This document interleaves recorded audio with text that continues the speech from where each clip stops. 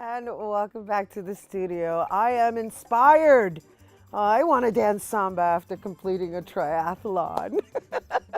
And once again, you guys, you're watching Open on BronxNet television, and we're here on Friday, and we want you to make sure you check out our Facebook page at Open BronxNet television, and yeah, we're on Twitter, Instagram as well. So the New York Common Pantry, that's what we're going to talk about right now, is an organization dedicated to reducing hunger throughout New York City. And their program, Live Healthy, works to educate families with tips for healthy eating, nutrition, active living, and more.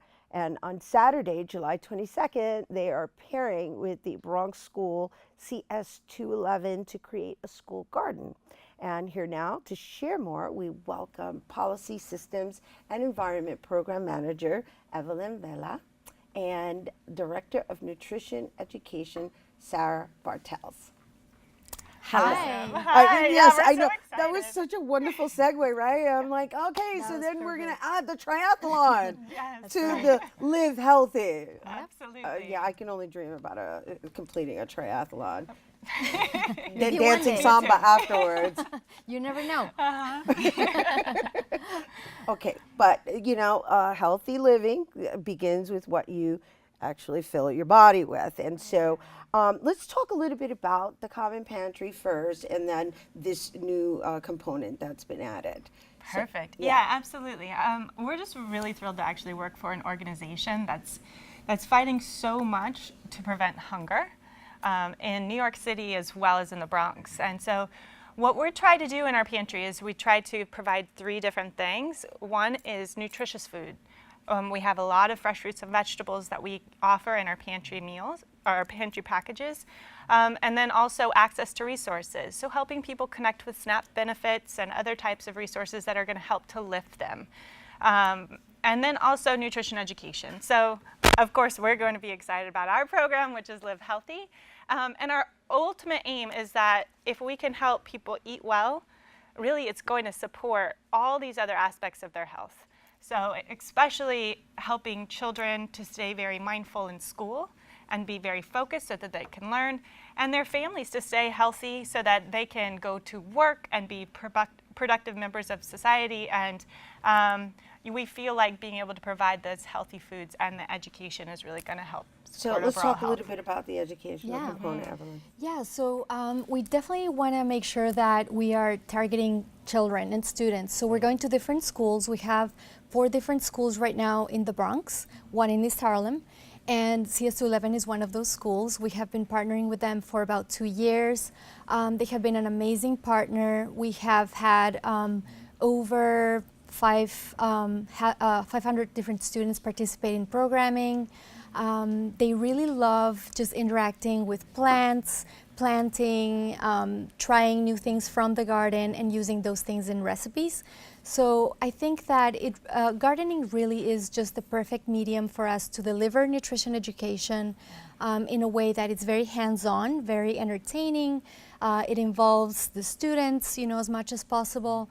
So for us, it's just a win-win situation. We are teaching them about food, nutrition, So health. what age is that Yeah. CS211? I'm not familiar with the school, Right. so.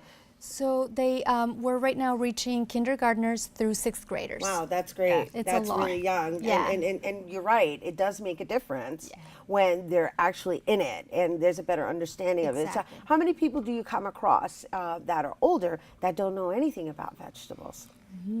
A lot. I would say that there are a lot of folks that either when it comes to just being adventurous with different types of vegetables, some people have kind of their favorites and they stick with those. And so our goal is to be able to expose people to trying new things. And I think once people get to try either fresh from the garden, or maybe if we do a cooking demonstration, then all of a sudden they try it in a new way. A lot of times they're being more adventurous and able to consume more fruits and vegetables in their meal plan. So what kind of vegetables do they grow in the garden? So far we have grown tomatoes, eggplants, cucumbers, lots of herbs, basil, peppers, green peppers, all kinds of peppers, Swiss chard, and kale, lots of kale. I love the full circle component to this of like the young generation actually feeding those who need assistance with getting on their feet, right? And so let's talk a little bit about the homeless and the hunger and all of that. That's kind of at an all-time high nowadays. Definitely. Yeah, I think, you know, a lot, scoping financial well-being in general and trying to help people who are on all spectrums of that, especially low-income folks, it's really difficult to be able to consume healthy foods when you don't have that much money. A lot of times vegetables are going to be more expensive. And so that's one of the reasons why we want to kind of create projects that support that, where we can help people learn how to grow their own food. Also being able to help encourage people to try new things at the store that might be in season that maybe they're not used to trying, but because they're in season, they're a little cheaper. So we try to really help educate on how to make healthy choices on a budget.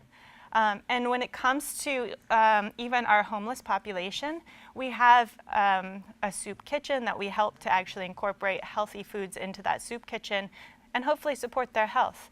If people are hungry, if anybody's hungry, it's hard to make those really healthy decisions When being you have hungry. fast foods, right? When you're It's like fast teaching foods. them to go back to the original fast foods, which is fruits. Yeah. Yeah, exactly, that's perfect. Yeah, which Right. is why it's so important to address the environment, the food environment, as well as the education. You can't have one without the other.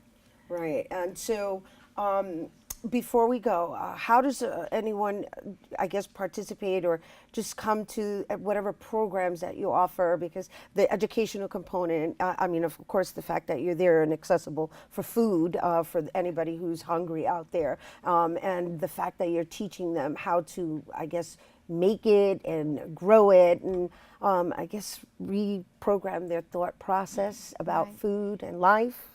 Yeah. How do they find out about your various programs?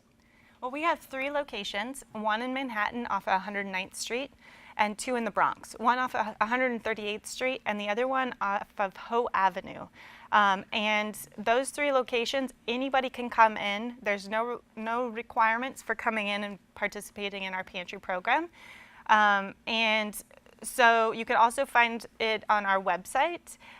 It's just newyorkcommonpantry.com, and you can learn a lot more about what we're .org, and just find out a little bit more on there for sure. But certainly, when it comes to projects like this, we are hoping that we can get some volunteers that come and come to CS211, which is off of 174th in the Bronx. Right, so the address is 1919 Prospect Avenue, and the event's going to take place this Saturday, July 22nd from 10 a.m. to 2 p.m. We're looking for anybody that wants to participate, especially if people have already built garden beds or have skills, building skills. That would be really helpful. So we want to invite the community to join us and have fun. I'll be sure to reiterate that. Thank you so Thank you much for so being much. here with us, ladies. Thanks for having Thank us. you for the work that you're doing with our community and helping those who need a little boost.